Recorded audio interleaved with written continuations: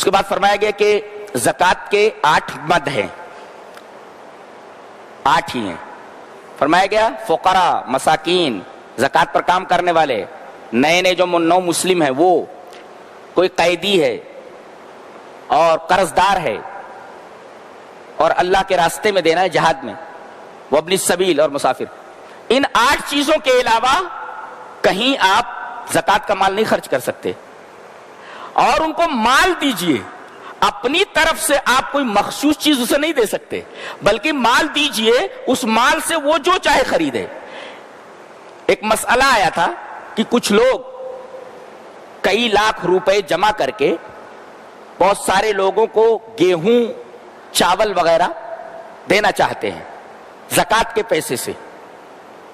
میں نے کہا درست نہیں ہے یہ، اس لیے کہ آپ نے اپنی طرف سے ایک چیز متعین کر دی ہے، یہ متعین چیز آپ دے رہے ہیں. اسے مال دیجئے تاکہ اس مال سے جو چاہے خریدے، آپ اپنی مرضی سے کوئی چیز نہیں دے سکتے اس کو. ایک چیز یہ. ایک سوال اور آیا تھا کہ کیا زکوٰۃ کے مال سے قبرستان کی دیوار بنائی جا سکتی ہے؟ نہیں، اس لیے کہ 8 مد میں سے ہے یہ نہیں. وہ یہ 8 مد بیان کیے گئے، وہ 8 مد دیکھ لیجئے آپ.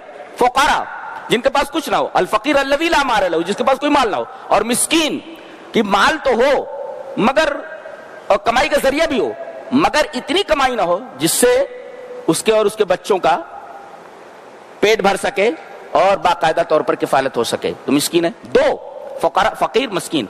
والعاملین، زکوٰۃ پر جو لوگ کام کرنے والے ہیں وہ. تیسرے نو مسلم، مؤلفۃ قلوبہم. چوتھے گردن پھنسی ہوئی کسی کی، جیل میں ہے، قید میں ہے. والغارمین، قرض دار ہے تو قرض دار کو بھی زکوٰۃ کے پیسے سے دو. وہ فی سبیل اللہ، جہاد کے سلسلے میں آپ دیجیے. وہ ابن السبیل، کوئی مسافر آ گیا تو. یہ 8 جو مصارف ہے، ان 8 کے علاوہ کوئی بھی مصرف درست نہیں ہے. بہت سارے غلط مصارف میں ہم زکوٰۃ کا مال دے رہے ہیں، یہ صحیح نہیں ہے.